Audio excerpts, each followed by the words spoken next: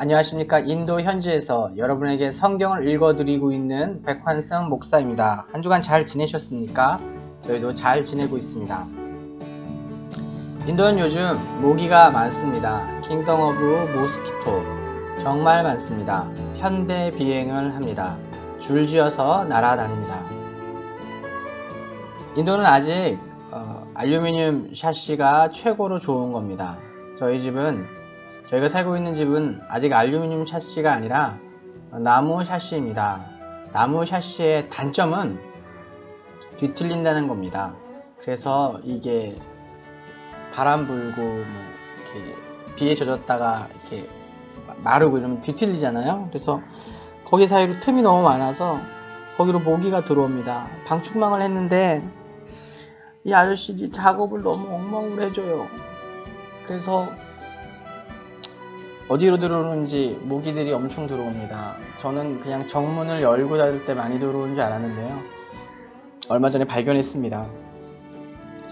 방충망 사이로 모기들이 막 들어오는 걸 봤습니다. 모기가 하도 많아서 했는데요. 아무튼 그래도 소망을 가지는 건 우리에게 모기장이 있어서 잠을 잘 때는 편안하게 잘 수 있다는 것 하나. 그래서 아기가 안 물린다는 거, 좀 덜 물린다는 거고요. 또 하나의 소망은 이제 35도 정도인데요. 38도, 39도 정도 되면 모기는 없습니다. 더워서 없습니다. 이놈의 모기들, 이제 곧 심판의 날이 온다. 물론 그렇게 올라가면 모기도 없고 사람도 엄청 덥습니다. 그래도 모기가 계속해서 귓전을 맴돌고 긴 바지 긴팔 입고 일을 해도 방해를 하는데 빨리 모기가 없는 아주 더운 여름이 오기를 소원합니다. 물론 그때 되면 모기를 그리워하게 될지도 모르겠네요. 석 달 만에 파벤저스 식구들 저희 사역하는 분들과 다 함께 영화를 보러 갔습니다. 레버넌트 아시죠? 레오나르도 디카프리오가 드디어 오스카 나무주연상을 받은 그 영화. 정말 처절한 영화더군요. 오랜만에 영화관을 가서 영화를 보면 조금 좀 예쁘고 재밌고 좀 기쁨이 넘치는 걸 보고 싶은데 좋은 영화라고 해서 봤는데 생각보다 훨씬 더 잔인했습니다. 또 처절했습니다. 레오나르도 디카프리오 꽃미남이었는데 언제 저렇게까지 망가졌을까 하는 생각이 들 정도로 처절했습니다. 마치 인생의 한 단면을 보는 것 같았고요. 사람이 얼마나 상황에 따라 잔인해질 수 있는지 다시 한번 좀 생각하는 아주 교훈적인 영화였습니다. 영화 보는 내내 정말 잔인하다 하는 생각을 하게 됐는데요. 게다가 여기는 한국이 아니기 때문에 자막이 안 나옵니다. 자막이 안 나오는 영화관이기 때문에 영어 자막을 다행히 이제 인도 사람들이 영어가 막 탁월하진 않으니까 영어 자막은 띄워주더라고요. 그래서 영어 자막을 집중해서 보면 영화가 안 보이고 영화를 보면 영화 내용만 집중하면 영화 내용이 좀 덜 잡히는 이런 현상. 물론 열심히 듣고도 이해하지만 쉽지 않습니다. 인도 영화관 엄청 재밌습니다. 불을 다 끄지 않습니다. 사람들이 계속 돌아다니고요. 휴대폰으로 통화하고요. 불을 다 끄지 않아서 충분히 걸어 다닐 수 있는데 이 영화 중에 걸어 다니기 좀 그렇긴 한데 그런 상황에서도 핸드폰에 요새는 프래시가 켜지지 않습니까? 그 프래시를 켜고 돌아다닙니다. 왜 그런지 모르겠습니다. 아무튼 인도가 전반적으로 좀 인간미가 있습니다. 이렇게 한국이었으면 바로 유튜브에 올라가서 시네폴리스 무개념녀 이런 거 떠갖고 이제 막 신상 털리고 막 그럴 텐데 여긴 다들 그러려니 하더라고요. 그냥 그래서 이야기하면서 영화를 보는 극장 전체가 한 가족인 느낌으로 영화를 봤습니다. 아무튼 레버넌트 아주 인상적이었고요. 영화 설교를 쓰고 싶다는 생각이 들 정도로 아주 인상적이었습니다.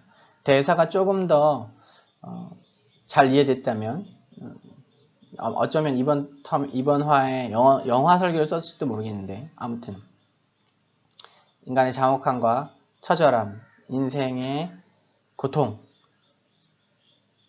다시 한번 영화를 통해서 느끼는 아주 그런 시간이었습니다. 아직 레버넌트 영화 한국은 이미 내려왔을 텐데 아직 안 보신 분이 있다면 그렇게 막 권하고 싶지는 않습니다. 다만 뭔가 삶이 좀 루즈하고 좀 재미가 없다, 뭐 이런 느낌을 갖고 계신 분들, 그 영화를 보시면 뭔가 진짜 열심히 좀 살아야겠다. 아직 끝난 게 아니구나. 내가 생각했던 끝나는 게 끝난 게 아니라 조금 더 할 수 있구나. 그런 것들을 한때 꽃미남이었던 디카프리오의 처절한 사투를 통해서 느낄 수 있습니다. 저도 왠지 그 영화를 보면서 더 열심히 살아야겠다라는 교훈을 가지게 되었습니다. 또 사랑하는 아내의 생일이 이번 주에 있었습니다. 그래도 팀이 있으니까 참 감사합니다. 또 자매들이 많은 지금 또 저희 사역에는 남자가 저밖에 없지 않습니까? 또 루아를 비롯해서 전부 다 이제 자매님들인데요. 자매들 특유의 그 뭐랄까 관계 중심적인 어떤 그런 것들이 있습니다. 네, 감사하게도 풍선 불어서 이렇게 플랜카드 만들어주고 생일 선물도 챙겨주시고 미역국도 끓여주시고 또 다 같이 함께 맛있는 식사도 했습니다. 외식도 했습니다. 성교지 와서 고생만 할 거라고 생각은 하지 않았지만 그래도 이렇게 뽀송뽀송하게 또 사랑을 누리면서 좋은 교제를 하게 될 것까지는 기대하지 못했는데요. 참 하나님 좋으신 분이십니다. 아내가 참 많이 좋아했고요. 또 함께 이렇게 좋은 시간을 보내면서 하나님의 위로와 기쁨이 있었습니다. 이제 1년 한 바퀴 돌았습니다. 아내 생일 딱 마치고 왔었는데요. 딱 1년이 지났네요. 하나님의 은혜로 이 시간들을 지내올 수 있었고요. 앞으로도 많이 기대가 됩니다. 이제 본격적으로 힌디 공부를 시간을 짬을 내서 시작하려고 하는데요. 그래서 이번 주에 아시아나 교회가 아니라 플루아리 교회에서 이제 설교를 했습니다. 설교를 할 때 통역해 주시는 정 선생님의 음성을 녹음을 했고요. 그래서 그걸 바탕으로 저도 힌디로 설교를 해보려고 지금 시도 중입니다. 같이 기도해 주십시오. 그래서 제가 저희 사역에 교회가 4군데 있지 않습니까? 지금 운영하고 있는 교회가 4군데 있고 현지 사역자들이 있는데 동일한 말씀이 공동체에 전달되게 하기 위해서 일주일에 한 번씩 다른 교회를 가면서 한 달에 하나의 설교를 이렇게 쭉 사역지마다 하게 됩니다. 플라리와 아시아나와 고리아스탄과 아키풀 교회에 돌아가면서 설교를 하는데요. 동일한 설교를 4번 하면 좀 심심하겠다라는 생각도 했었는데요. 그럴 필요가 없는 것이 설교를 녹음해서 이렇게 통역을 해주시잖아요. 그거를 열심히 들어서 제가 받아쓰기를 한 다음에 힌디로 제가 그거를 설교를 하는 거를 목표로 한 달간 열심히 받아쓰고 또 큰 소리로 따라하고 그러니까 언어가 그렇더라고요. 열심히 따라하면 느는 게 이제 언어입니다. 루아를 보면서 다시 한번 느끼는데요. 루아가 엄마 아빠가 한 말을 그대로 따라합니다. 반복적으로 계속 혼자 쭝얼쭝얼 하는데요. 그러면서 언어를 다 배우더라고요. 그런 것을 보면서 많이 배웠습니다. 그래 역시 무조건 따라 하는 게 답이구나. 그래서 열심히 따라 하려고 하고요. 넷째 주에는 통역 설교가 아니라 힌디로 설교를 하는 준비를 해보려고 합니다. 그래서 열심히 준비하려고 하고요. 지금 이제 프리미어로 그 선생님 음성만 따로 이렇게 편집을 하고 있습니다. 참 좋은 세상이죠. 네. 박영환 선생님이 귀한 그 녹음할 때 쓸 수 있는 좋은 마이크 요거를 이제 주고 가셔서 아주 양질의 음성으로 작업을 할 수 있습니다. 지금 녹음도 그 박영환 선생님이 주신 걸로 하는 거예요. 그 음질이 많이 좋아졌습니다. 이걸 계속 빌려서 썼었는데 아무튼 그렇습니다. 이제 말씀을 보도록 할까요? 네, 말씀을 보도록 하겠습니다. 말씀을 보겠습니다. 오늘 말씀은 요한복음 11장 38절에서 46절까지의 말씀입니다. 내용은 지난주와 함께 계속 이어져서 나사로를 살리시는 그 장면인데요. 사람들이 예수님께서 죽은 나사로를 다시 살릴 수 없나 보다. 태어날 때부터 소경인 사람을 고치면서 죽은 자는 살리지 못하는구나 라고 이제 속삭이는 이야기를 다시 한번 분통히 여기시죠. 이제 마음속에서 민망히 여기셨다라는 표현도 쓰는데요. 감정이 아주 격양되셨습니다. 무덤 앞에 가서는데 무덤은 돌로 가로막고 있었죠. 유대인들은 이렇게 동굴 속에 가족묘처럼 이렇게 시신을 안장했었습니다. 예수님께서 무덤을 막고 있는 돌을 이렇게 치우라고 하니까 마르다가 말립니다. 지금 이제 안장한 지 4일이 됐기 때문에 냄새가 엄청 납니다. 그렇게 하실 필요가 없습니다. 그렇게 하시면 안 됩니다. 다들 너무 힘들어할 겁니다. 사람이 죽으면 이제 부패하지 않습니까? 그래서 예전에 우리나라에서 장례를 치를 때는 향을 피웠죠. 그래서 깡패 영화 같은 데 보면 너 병풍 뒤에서 향 냄새 맡고 싶어? 뭐 이런 표현 있는데 그런 거잖아요. 이제 시체가 사람이 죽으면 부패하는데 그래도 한 3일 정도는 또 장례를 치러야 되고 그분은 이제 그 병풍 뒤에 모셔야 되잖아요. 그래서 향을 피웠던 것 같습니다. 요즘은 뭐 그런 게 잘 돼 있어서 그냥 꽃으로도 하는데요. 냄새가 많이 나잖아요. 4일이나 지났으니 오죽 냄새가 났겠습니까? 그래서 그렇게 하지 마십시오라고 말리지만 예수님께서는 내가 믿음을 가지면 하나님의 영광을 볼 것이라고 말씀하시면서 돌을 굴려 놓으라고 하셨습니다. 그리고 큰 소리로 나사로야 나오너라, 나사로야 나오너라 라고 외치셨죠. 그러자 성경은 죽었던 자가 나왔고 예수님은 그를 풀어놓아 다니게 하라라고 말씀하셨습니다. 저는 이 표현이 참 좋습니다. 풀어놓아 다니게 하라. 묶인 것을 풀고 그로 다니게 하라. 대단히 시적인 표현이라고 생각하고 합니다. 함축적인 표현이지만 풀어놓아 다니게 하라. 제자 훈련을 하든 또 말씀 공부를 하든 이 표현 풀어놓아 다니게 한다는 이 표현이 저는 말씀 공부와 제자 훈련의 아주 중요한 목표가 아닌가 하는 생각을 합니다. 우리를 묶고 있는 이 세상의 염려와 근심과 걱정, 이 모든 것들 가운데서 우리가 노임받고 자유롭게 우리의 부르심대로 다니게 하는 것, 그것이 말씀의 목표가 아닌가, 하나님께서 우리를 향한 선하신 계획이 아닌가 하는 생각을 하게 됩니다. 그래서 이 표현을 참 좋아하는데요. 죽은 자를 살리셨을 때, 그리고 살아난 자를 여전히 묶고 있는 붕대, 천 이런 것들을 보면서 예수님께서 그것을 다 풀어서 자유롭게 해주라고 말씀하십니다.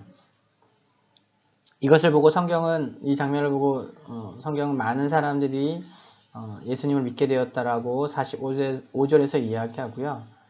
재밌는 건 바로 이어서 46절에 보면 몇 사람들은 바리새인들에 가서 예수께서 하신 일을 알렸다라고 얘기합니다. 투철한 신고 정신을 발휘했다라고 이야기합니다. 그래서 오늘 말씀의 제목을 기적의 조건과 믿음의 조건이라고 제목을 정했는데요. 이 참 재밌습니다. 오늘 본문을 읽으면서 제가 느꼈던 건 첫 번째는 그것이었어요. 예수님께서 기적을 행하시는데 어떤 조건이 필요한가? 이게 쉽게 얘기하면 예수님께서 기적을 행하시고 능력을 행하실 때 우리의 믿음이 필요한가? 우리의 믿음이 있어야 예수님께서 기적을 행하실 수 있는 것인가? 입니다. 이 본문을 보면 나오죠. 사람들은 아무도 믿지 않았습니다. 믿지 않은 것뿐만 아니라 예수님께서 무엇을 하실지조차 알지 사실 못했어요. 예수님은 당신의 제자들을 책망하실 때 그렇게 책망하기도 하셨죠. 이 믿음이 없는 자들아, 너희가 겨자씨와 같은 믿음만 있어도 이 산을 옮겨 저 산으로 가게 할 텐데 그 믿음조차 없다라고 합니다. 이 겨자씨만한 믿음을 현대에 풀이해보면 눈꽃만한 믿음도 없다라고 이렇게 이야기할 수 있지 않을까요? 이것은 우리가 얼마나 믿음이 없는 존재인지를 지적하시는 예수님의 말씀이고 표현이라고 생각을 하는데요. 오늘 본문을 보면서도 그것을 생각해야 됩니다. 마리아와 마르다는 예수님과 아주 깊은 관계 가운데 있었고, 어느 정도 그 신뢰관계가 있었냐면, 오빠가 죽었잖아요. 근데 예수님께서 오빠가 아플 때 안 오셨어요. 그 상황을 이해하는 거예요. 뭘 이해하냐면, 제가 이제 말씀드렸지만, 예수님이 그 당시 상황이 이 사람들이 돌로 쳐 죽이려고 하는 막 그런 상황이었기 때문에, 오빠가 죽을 위기에 죽을 병에 걸려 있지만 예수님이 오시지 않았던 것을 이해한 것으로 보이는 거예요. 문맥을 살피면서 예수님이 여기 계셨으면 오빠가 안 죽었을 텐데요 라고 이렇게 이야기하잖아요. 예수님께서 이 가정을 되게 사랑하셨고 이 가정과 친했기 때문에 자주 여기에 머무셨거든요. 그런데 이제 마리아와 마리다 둘 다 아는 거죠. 지금 상황이 예수님께서 이렇게 나사로 아프다고 여기 내려와 있고 이제 그런 상황이 아닌 걸 아신 거죠.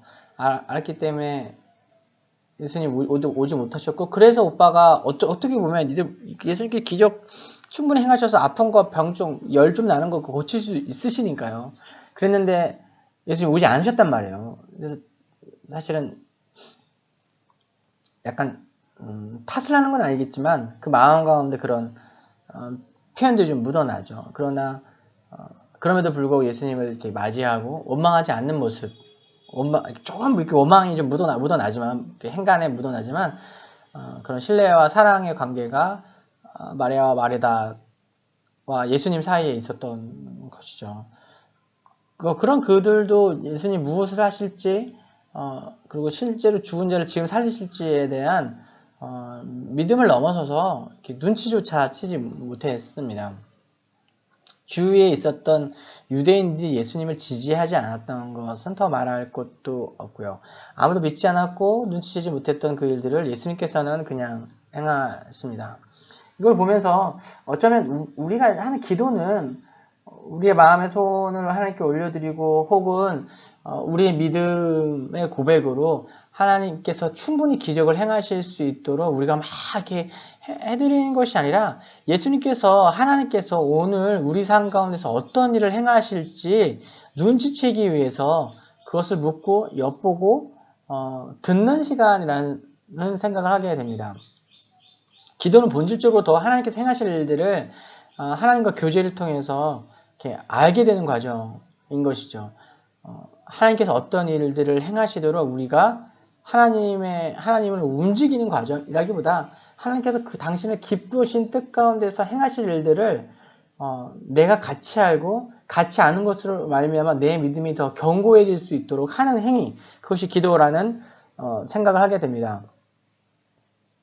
그래서 기도의 시작에는 내 의견과 나의 통찰력을 꺼내들고 하나님 앞에 나가지만 결국 우리는 하나님의 지혜의 깊이를 경험하고 기도에서 나오게 되는 것이죠.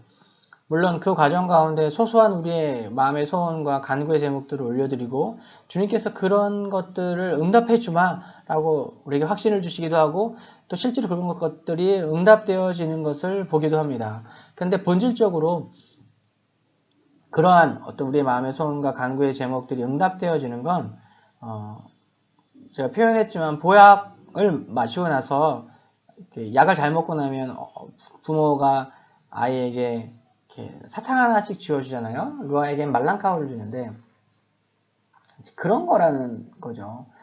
본질적으로 예수님 어떤 정말 의미 있는 어떤 역사의 진전이 있을 수 있는 어떤 일들은 하나님의 기쁘신 뜻 가운데서 하나님이 계획하시고 그리고 기도라는 열린 장을 통해서 우리에게 드러내시고 우리로 하고 알게 하시고 우리가 그것을 아는 것을 통해서 와 하나님 이게 우연히 이루어진 일이 아니라 기도한 자만이 믿음을 가질 수 있다고 하잖아요.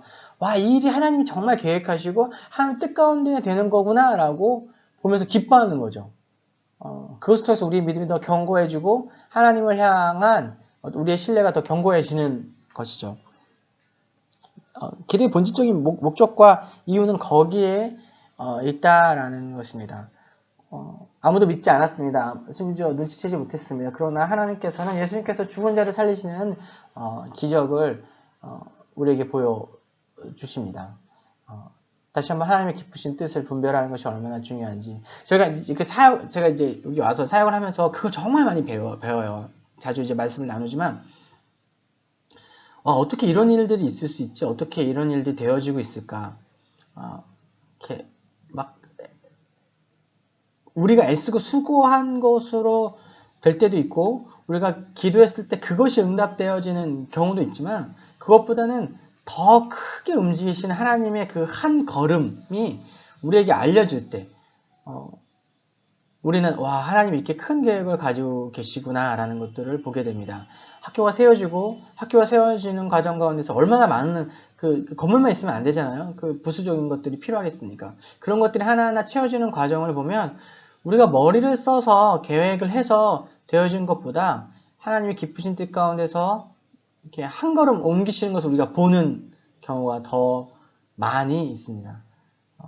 어떤 것들이 연결되어지고 관계가 이어지고 어떤 사역의 문이 열리는 것들을 볼 때도, 물론 우리가 전략적으로 행동하고 기도하고 또 찾아가고 이렇게 되어지는 것도 있지만, 그것이 아니라 하나님이 계획하고 계셨구나, 하나님이 사람을 준비하고 계셨구나 라고 느끼게 되는 상황들이 훨씬 더 많이 있는 것이죠. 그렇기 때문에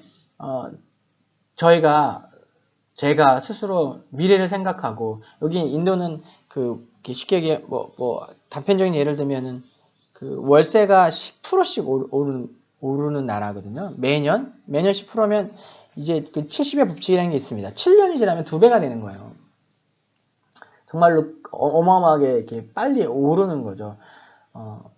그런 생각을 했을 때, 내가 앞으로 여기서 롱런 하면서 계속 있으려면 생활비가 엄청 더 많이 들겠구나, 뭔가 이게 사는 게 빡빡하겠구나, 이런 생각을 하게 됩니다. 또 선교사님과 함께 얘기하면서도 선교사들이 어떻게 안정적으로 주거를 해결하고 이런 어떤 그 삶의 환경, 이렇게 사역을 하면 살아야 되잖아요. 요게 머무를 수 있을까? 비자를 어떻게 장기적으로 해결할 수 있을까? 지금 그 인도는 그 외국인들에게 비자를 되게 안 주고 세금도 엄청 많이 매기고 있습니다. 이런 상황도 어떻게 해결할 수 있을까? 이렇게 고민하게 됩니다. 근데 우리가 고민하는 것으로 답이 나오지 않는다는 것을 너무나 잘 알고 있죠. 열심히 노력해서 어떤 방법들을 구하고 찾긴 하지만 그렇게 되지 않는 것을 봅니다. 이제까지 인도하셨던 하나님의 은혜, 그래서 17년, 18년 사역을 해오셨던 이야기를 들어보면 거기 속에 많은 답이 있더라고요. 그때그때 하나님께서 행하신 은혜가 있고, 인도하심의 길이 있었을 때 그때마다 그것을 하나님의 인도하심을 믿고 믿음을 가지고 움직이는 것, 그리고 하나님께서 어떻게 다음 길을 열어내실지에 대해서 우리의 마음이 거기에 대해서 열려있는 것이 가장 중요하구나 하는 것들을 보게 됩니다. 정리해 보겠습니다. 우리의 믿음은 하나님의 기적이 조건이 되지 않습니다. 하나님은 당신의 기뻐하시는 뜻을 이루시기 위해 일하시고 역사하십니다. 우리는 그것을 보는 거예요. 운이 좋으면 미리 하나님께서 행하실 일들을 기도를 통해서, 기도의 자리에서 깨닫고 실제 그 일이 일어났을 때 이것이 우연이나 그냥 어떻게 되어진 일이 아니라 하나님의 권능의 손이 일하신 거라는 것을 알게 되는 거죠. 그게 특권이죠. 하나님께서 내가 할 일을 아브라함에게 숨기고 행하겠느냐라고 하시면서 미리 알려주신 것처럼 이 세상의 역사가 진행되는 것 가운데 우리가 하나님 앞에서 누릴 수 있는 특권은 기도이고, 왜 기도이냐면 그 기도를 통해서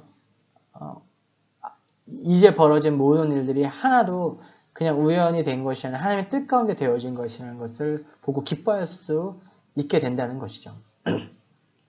또 하나 보겠습니다. 우리가 믿음을 가지기 위해서 기적이 필요할까라는 질문입니다. 아까 말씀을 살펴보면서 봤죠. 신기하지 않습니까? 예수님께서 죽은 지 4일이나 지난 완전한 죽음이라고 표현할 수 있는 그 죽음에 이른 나사로를 살리셨을 때 두 가지 반응이 생겨납니다. 많은 유대인들이 예수를 믿게 되었다고 하고, 그리고 또 유대인들이 바리새인들에게 찾아간 것입니다. 바리새인들에게 찾아간 것은 투철한 신고 정신에 의한 것이죠. 질문에 답을 해보면 우리 믿음을 위해 기적이 필요할까? 꼭 그렇지 않다라고 이야기할 수 있습니다. 오늘 말씀을 봐도 그렇고요. 또 사실은 기적이 있으면 믿음이 바로 생긴다 라는 말이 틀리다는 것은 성경에서 계속 이야기하는 겁니다. 기적이 믿음의 조건이 될 수 없다. 믿음을 좀 독려할 수 있지만 기적이 일어나면 믿을 수 있다는 것은 거짓말이라는 것입니다. 출애굽기에 나온 10가지 재앙과 홍해가 갈라지는 기적을 접하고도 사람들의 마음은 3일 만에 하나님을 원망하는 곳으로 돌아섰습니다. 지금 예수님의 사역을 보고 있는데 이 사역을 보십시오. 예수님께서 십자가에 달리시러 막 가실 때 수많은 사람들이 고함을 지르고 예수님을 원망하고 예수님을 욕했는데 거기 있는 사람들 다 예수님의 기적을 경험했던 사람입니다. 예수님의 기적이 부족하고 능력이 부족해서 그들이 예수님을 저버린 것이 아니라는 것이죠. 또 반대되는 케이스도 우리가 너무 잘 알고 있죠. 욥을 보십시오. 그가 기적이 있어서 기적적인 고난이 있었죠. 기적적인 고난이 그에게 쏟아졌지만 그가 하나님을 부인하지 않았습니다. 우리가 열심히 욥의 실수를 이렇게 찾아보려고 욥기를 읽는 것은 좋은 태도가 아니라고 생각합니다. 참 훌륭한 사람이었습니다. 나중에 천국에 가면 욥 선생님이라고 해야 되나요? 하여튼 욥을 만나게 될 텐데요. 한국에서는 천국에서는 장유석 없다니까. 아무튼 욥을 만나게 되면 참 그때 얘기를 들어보고 싶습니다. 그의 신실함이 하나님을 향한 믿음이 기적적인 고난을 통해서도 손상되지 않았습니다. 왜냐하면 그 안에 이미 확고하게 시작되어 있었던 믿음이 있었기 때문이죠. 하나님과의 관계가 있었기 때문에 자신이 처한 상황에 대한 어떤 고통과 슬픔에 대한 토로가 있을지언정 그것으로 인해서 난 하나님 믿지 않는다. 욥의 아내는 하나님을 욕하고 죽어라 라고 얘기했지만 그럴 수 없는 거예요. 하나님의 실존이 하나님의 살아계심이 욥에겐 너무 명확한 것이기 때문에 이해할 수 없는 정말 기적 같은 고난이 아무리 쏟아져도 그것을 가지고 하나님 부인할 수가 없었던 것이죠. 저는 그런 의미에서 믿음의 조건을 오늘 말씀 41절에서 찾아봅니다. 어떤 기적이 아니라 어떤 놀라운 일들이 아니라 누군가가 증명해 보이는 행위가 아니라 오늘 41절의 말씀, 예수님 말씀을 빌려서 이야기하고 싶은데요. 41절에 뭐라고 나옵니까? 아버지여 당신께서 언제나 내 이야기를 들으시니 감사합니다. 라고 예수님 말씀하십니다. 여기서 무엇을 읽을 수 있습니까? 예수님과 하나님과의 관계입니다. 이미 시작되어진 실제적인 관계입니다. 하나님과 예수님 누리시고 계신 서로를 향한 신뢰와 사랑을 저는 이 말씀에서 예수님의 이 말씀에서 읽을 수 있습니다. 예수님께 하나님은 관념이나 신앙의 대상을 넘어선 인격적 관계의 대상이었습니다. 실제적으로 느끼고 경험하고 교제하고 나누는 관계였던 것이죠. 우리가 하나님과 인격적인 관계를 누리는 것이 각자가 다릅니다. 개인의 영성과 그 다음에 감수성의 차이가 있기 때문에 시를 쓰거나 자매들 같은 경우 시를 쓰고 이렇게 감성이 풍부한 자매들은 정말로 디테일하고 막 이렇게 누리기도 하고요. 좀 투박한 남자들 같은 경우에는 막 그렇게 아기자기하고 디테일하게 누리지 못할지라도 분명하게 그 하나님과의 관계가 시작되지 않은 것의 차이를 봅니다. 그래서 어떻게 이야기할 수 있습니까? 진정한 믿음은 어떻게 시작되어지고 어떻게 가능한 것인가? 저는 분명히 그것이 기적을 통해서 되어지지 않는다고 생각합니다. 기적이 하나의 어떤 계기는 될 수 있지만 그것이 결정적일 수 없다라고 이야기하고 있습니다. 진정한 믿음은 하나님의 기쁘신 뜻 안에서 여기서도 하나님의 주도권, 하나님이 먼저 행하시고 먼저 찾아오신다는 거 이야기합니다. 그 기쁘신 뜻 안에서 하나님께서 하나님을 드러내시는 방법 중에 하나 기적이 될 수는 있겠죠. 그러나 기적 자체는 하나님이 아닙니다. 하나님 기쁘신 뜻 안에서 복음으로 말미암아. 복음은 하나님께서 하나님의 손이 우리에게 닿기 위해 행해 주신 하나님의 놀라운 이 일입니다. 하나님의 구원과 하나님의 사랑과 하나님의 도우심이 오늘 우리에게 닿을 수 있게, 그 은혜를 받을 수 있게 하나님이 예비하신 축복의 방법이 바로 복음인 것이죠. 예수님의 그 고난의 사역이 없이는, 희생의 단번에 들으신 그 희생의 사역이 없이는 하나님의 크신 사랑과 우리를 향한 계획이 우리에게 전달되어질 수 없습니다. 왜냐하면 우리가 완전히 하나님과 분리되어 있기 때문이죠. 복음은 예수 그리스도의 십자가의 사역은 하나님과 우리 사이에 다리를 놓아줬습니다. 그래서 그 복음을 근거로 우리와 하나님 사이의 인격적인 관계가 시작된 것, 그것이 바로 믿음입니다. 그렇기 때문에 실제하는 존재와 교제가 있기 때문에 믿음이 가능한 것입니다. 믿음이라는 것은 관계를 누리는 것입니다.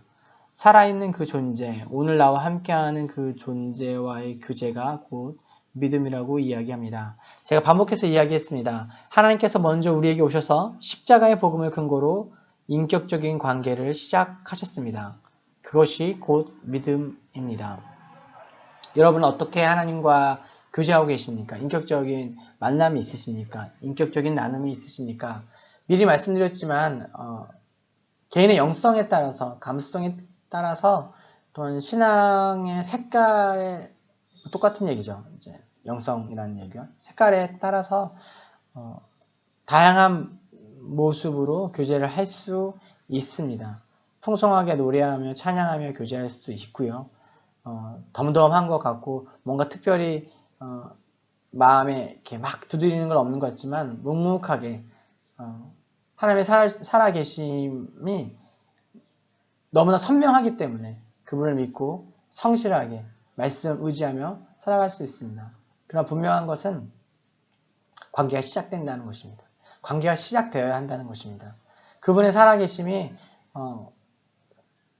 내가 살갑게 느끼든 살갑지 못하게 느끼든 오늘 나에게 현저한 사실이 되어지고 오늘 내가 살아가는 현장에 체온으로 느껴지는 하나의 사실이 되어야 하는 것입니다. 하나님의 사랑을 누리시면서 살고 계십니까? 하나님과 인격적인 관계 가운데 있으십니까? 때로 아버지가 나를 섭섭하게 하고 아버지가 부모님이 미울 수 있지만 자식이 부모님이 계신 것 그 자체를 부인하지는 않습니다. 믿음 또한 마찬가지입니다. 하나님이 우리의 기도에 잘 응답하시고 축복을 많이 주시면 하나님이 계신 거고 그렇지 않으면 하나님이 계시지 않은 것, 그것은 사실상 믿음이 시작되지도 못한 것을 이야기합니다. 시작하면서 에피소드를 나누면서 영화 레버넌트를 이야기했는데 그 레버넌트에서 그 악당으로 나오는 사람이 얼마나 신앙적인 고백을 잘하는 것을 봅니까? 하나님을 전혀 믿지 않고 그 가운데 하나님과의 전혀 인격적인 관계가 없으면서도 하나님에 관한 이야기는 얼마든지 할 수 있습니다. 하나님 뒤편으로 숨어서 자신의 악과 죄악을 얼마든지 가릴 수 있습니다. 인간의 논리는 얼마나 교묘하고 자기기만적인지 얼마든지 아전인수격으로, 발음이 좀 안 돼서 죄송합니다. 아전인수격으로 하나님의 말씀과 하나님의 일하심을 자신에게 유리하게 갖다 댈 수 있습니다. 그러나 실제적인 그분과의 관계가 시작되었다고 하면, 정말 우리에게 믿음이 있다면 우리는 그렇게 자기기만 할 수 없습니다. 무언가 알 수 없는 불편함이 분명히 우리 양심 가운데서 일어나기 때문입니다. 복음은 철저하게 관계 중심적입니다. 하나님과 관계가 시작되느냐 시작되지 않느냐, 그분을 믿느냐 믿지 않느냐, 기적과 축복과 은혜의 유무가 하나님의 실존, 하나님의 살아계심을 결정하지 않습니다. 그런 것들은 부수적인 것들입니다. 우리 안에 살아계신 하나님과의 관계가 시작되어 있다면 때로 우리 삶 가운데 어려움이 있고 고난이 있을지라도 그래서 때로 하나님 조금 믿고 하나님이 좀 이해가 안 되고 하나님께 섭섭할 수는 있어도 그분에 대한 신뢰와 그분을 향한 사랑 자체가 훼손되어지지는 않습니다. 그것은 불가능합니다. 왜냐하면 살아계신 부모님을 앞에 두고 그분이 없다라고 이야기할 수 없기 때문입니다. 믿음은 이와 같은 것입니다. 사람에 따라서 그 느끼는 정도가 다를 수 있겠죠. 어떤 사람은 눈물을 흘리는 풍부한 감수성으로 그 하나님을 경험할 거고 어떤 사람은 그렇지 않습니다. 그러나 그런 신앙의 형태를 떠나서 하나님 살아계심을 믿고 그것을 알고 믿는다보다 안다라는 것이 더 정확한 표현인 것 같습니다. 그것을 알고 그 하나님 앞에서 성실하게 오늘을 살아가는 모습 주님께서 기뻐하실 거라고 생각합니다. 오늘도 하나님과 풍성한 교제 누리시기를 주님의 이름으로 축복합니다. 하나님께서 오늘도 우리와 함께하고 계시고요. 우리와 관계하기를 원하시고 우리에게 당신의 뜻을 보여주시길 원하시고 보여주신 그 일들이 일어나는 것, 실제로 되어지는 것을 통해서 우리의 믿음이 견고해지기를 원하고 계십니다. 부지런히 기도의 자리 가운데 나아갑시다. 기도할 때 우리의 마음의 소원을 주님께서 들어주셔서 우리를 기쁘게도 해주시고요. 그보다 더 큰 것은 계속해서 이야기하지만 하나님의 기쁘신 뜻, 하나님께서 행하실 일, 하나님께서 역사하실 그것들을 우리에게 기도의 자리 가운데 알게 하심으로 말미암아 하나님이 우리에 의해 좌우되시는 것이 아니라 당신의 선하신 뜻과 목적을 가지고 행하시는 분, 놀라운 일들을 행하시는 분이라는 사실을 우리가 깨닫고 알게 하실 것입니다. 한 주간 또 승리하십시오. 저도 한 주간 더 열심히 하나님의 뜻, 오늘 가운데 역사하시는 하나님의 뜻을 분별하고 그분을 찬송하는 삶 살도록 하겠습니다. 다음 주에도 하나님의 말씀을 들고 여러분 찾아뵙도록 하겠습니다. 사랑하고 축복합니다.